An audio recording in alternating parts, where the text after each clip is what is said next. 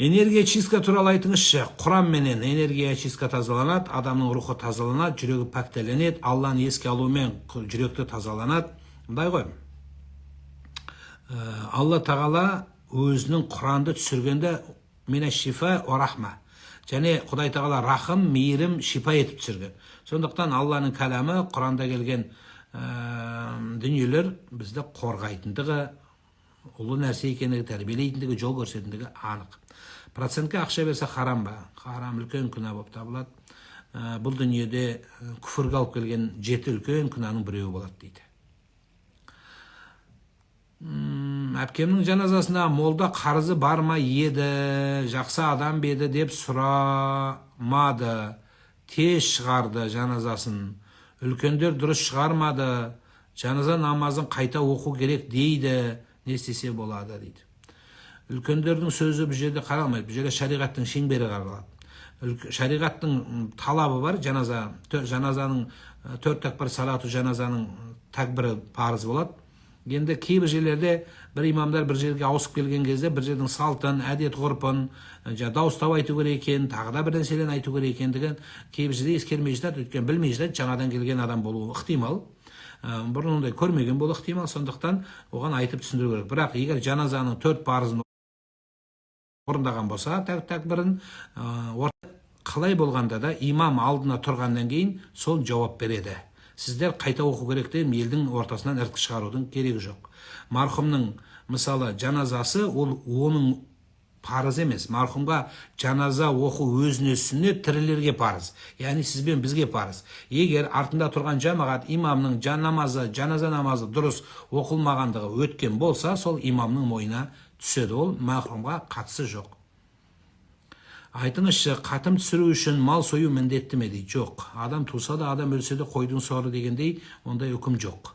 Бірақ енді елді шақырып бір мал сою жама келсе, жағдайын келмесе қарызға батудың керегі жоқ. Сізге неке қидыртсам бола ма? Болады. Жәнін шығарып, сварқылап тұрып қиып берем, Құда қаласа, құтыламайтындай қылып тұрып. Ұрсам мен сізге неке қиған кезде, маған құмар бола бермеңіздер. Неке қиды. Мен неке қиғанда күліп отырып қимаймын, ұрсам. Ұлды да ұрсам, қызды да ұрсам. Ана қызды жылатпа деп ұрсам. Еркекті жәнін шығарып тұр ұрсам. Мынау жыламасын қазақтың қызы. Боздамасын деп айтам. Қазір мәз болып отырсың, ертең жылатпа мына қазақтың қызы деймін. Көзің ағат, жылатпа деймін. Қызда мәз болмаңыздар, сіздерді де бір жерге сүйреп апарып тастаймын. Ана күйеуіңді қара, біреудің байына қызықпа, миын жеме, ақша көп сұрама деп жән шығарам. Сондықтан маған құмар бола бермеңіздер. Ұрсам. Күліп отырып неке қимаймын.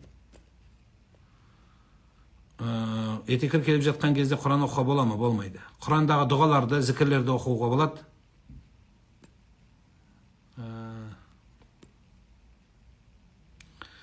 Ұстаз, менен 2 адам қарыз алып еді, әлі қайтармай жүр, шаршадым, уже жылдан асты дейді. Егер сол ақша қатты мұқтаж болмасаң, кесіре салғаның жақсы болады.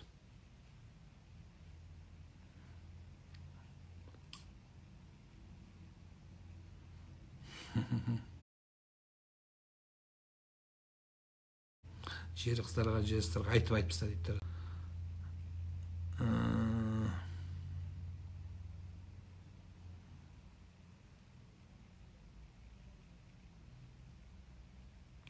Пайғамбар түсіңізде көріпсіз, құтты болсын, жақсы нәрсе.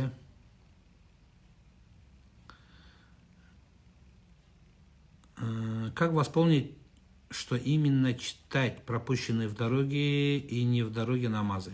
Как вы читали, будете восполнять только фарды. То есть обязательные фарды, которые указаны именно фард, то есть это в утренних намазах, в утреннем намазе 2 ракаата утреннего намаза, обеденный 4, послеобеденный 4, вечерний 3 ракаата и ночной 4 ракаата, и точно витр в 3 ракаата будете восполнять. Слово время не будете говорить, просто скажете последний, самый последний утренний намаз, также делайте намерение, второй раз встаете, также делаете повторно делаете камат, восполняете намаз, говорите самый последний утренний намаз, будете так и восполнять. Дату, число не обязательно говорить.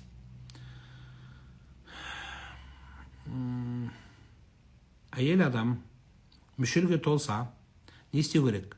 Мал сою керек па? Әйел адам күйеуінің қызметінде болса, бүкіл мүшірден автоматом өтеді. Күйеуің саған риза болса, автомат өтіп кете бересің. Келесің мүшелге, мүшелдің шлагбаумы болады. Алдында Каспийдің QR тұрады. Мал алу керек, жаңағы молдаға садақа беру керек. Әйел адамға ештеңе керек жоқ. Мүшелге келесің, шлагбаум фук деп ашылады, сразу өтіп кетесің. Күйеуің риза болса, шлагбаум артынан фук деп жабылады, өтіп кетесің. Уайымдама. Күйеуі риза болған әйелге жәннат шлагбаум тұрмақ, жәннаттың 8 есігі ашылады. Пайғамбарымыз саллаллаху алейхи айтады, әйел адам күйеуіне итағат етсе, мойын ұсынса, құлшылығы болса, Аллаға иманы болса, күйеуіне итағат етсе дейді, жәннаттың қалағанына, содан кейін барып жаңағы қалаған адамын алып кіреді дейді. То есть сондай үлкен дәреже. Мүшел деген не ол? Мүшел деген әшейін пүферінде болып қалады. Күйеуің риза болса болды. Күйеуіңнің ризалығына жет.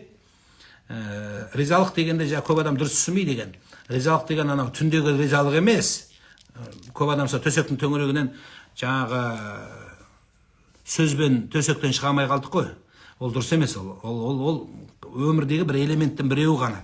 Адами қасиет, ғибадаты, тілегі, қызметі, сол нәрсеменен саған риза болса, әйел адам мүшелден әшейін автоматпен өтіп кете бересің.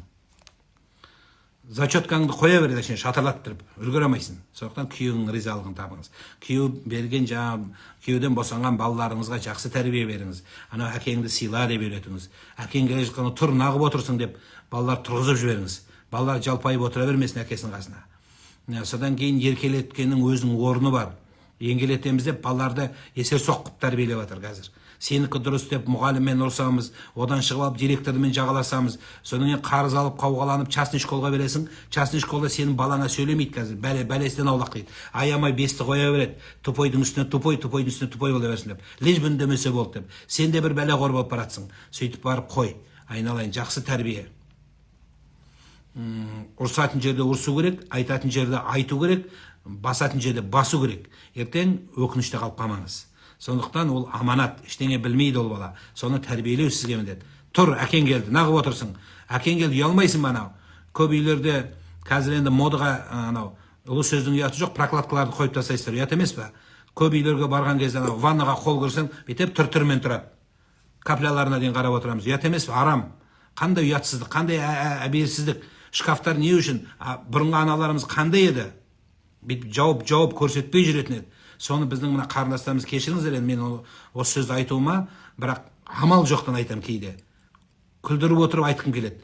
Неге? Өйткені әйелдердің ары, намысы, ұяты сондай болса екен деймін.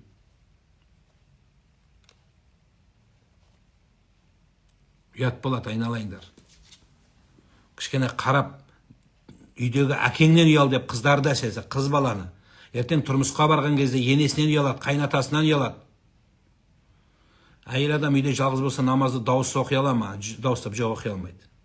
Ол адам үшін емес қой. Сіздер ойлайсыздар көп нәрсе адам үшін деп. Адам үшін емес шариғатта. Алланың қойған заңдығы. Ұл бала 12 жасқа толғанда не жасалу керек? Елімізде қандай ырымдар бар? Тәрбиелеу керек. Балаға 12 жасқа келген кезде ар жағында 2 жыл өмірің қалды. Тәрбиелеп үлгеретін. Одан кейін ол бала сені тыңдамайды. Одан кейін ары қарай ол тәжірибе жинақтап кетеді. Сол 2 жыл өмірді уақытты пайдаланып қалыңыз. Балаға сөз өтіп тұрғанда, тіл өтіп тұрғанда өткізіп алыңыз. Ертең поздно болады, тыңдамай қояды. Сондықтан барып достарымен ақылдасады. Бұл жерде ұрып соғу дегенді айтып жатқан жоқпын. Бала тәрбиесінде әр балаға өзінің подходы болады. Сол ата-аналар жақсы біледі өзіңіз дүниеге келтіргеннен. Соны жақсылан қарап өзіңіз тәрбиелеңіз. Тойда умраға жолдама ұтып алдым дейді. Тамаша. Шетінеген баланың есімін қайта туылған балаға қойса бола ма? Болады. Бәріміз біреудің өлген адамның аты ғой бізде. Йогадағы мантраны айтуға бола ма? Болмайды. Бұл күнә болды. Йоганың рұқсат етілгенінен қызыл шекараны аттаған осы болады. Йогадағы мынау келген, бұл жақсы нәрсе. Беті былай келген, дұрыс нәрсе. Бірақ оның мантрасы, оның философиясы дінге, исламға қарсы болады. Су болмай қалса, ыдысты жумай бетін жауып қойға бола ма? Су болмай қалса болады. Сәсеттің үйіне барып 5 литрлік тастай сатып алудың керегі жоқ. Сол бетін жауып қойыңыз болды. Енді су болмай қалғаны білсеңіз, лучше алдын ала жуып алыңыз. Енді білмей қалдыңыз, су болмай қалды, ештеңе етпейді. Бетін жауып қойыңыз. Бірақ ертесіне де су болмай қалса, 4 күн бойы су болмаса цех тұра береміз сөйтіп. Онда ойлаңыз. Қаптағы бидай нені білдіреді? Келейінде өз жатқан бір нәрсеге кедергі болған қазынаны білдіреді. Жақсы амалды біледі.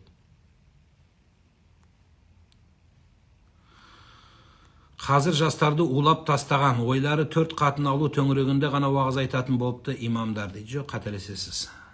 Мүмкін біреу айтқан шығар, имаммын деген біреу, сіздерге біреу бір нәрсе айтса болды, имам болып көріне ме не? Тамадалар да уағыз айтып жатыр қазір. Кім көрінген уағыз айтып жатыр? Мәселе ода емес. Кеше ғана білесіздер, көрдіңіздер, дін қызметкері болмаған адамға ондай не жүргізуге тыйым салынады біздің елімізде. Соған байланысты бірнеше блогерға бұл туралы ескертпе, сот қаралма, штраф берілді. Мен естіп отқан барлық адамдар дінге әркім өз жұмысымен айналысу керек, бұл бір. Екіншісі, әйел алу бұл Құдайдың бір берген жарыменен заңдылық аясында үйрену үлкен нәрсе. Екінші, 2-3 әйел ал деп ешкім насихаттамайды. Енді еркектің өзінің табиғаты, жасыратыны жоқ, қатын туралы айтса бәрі бейте қалады. Ал енді оны айтқанбыз, қатын алу, 2-3 қатын алу үлкен абырой нәрсе емес.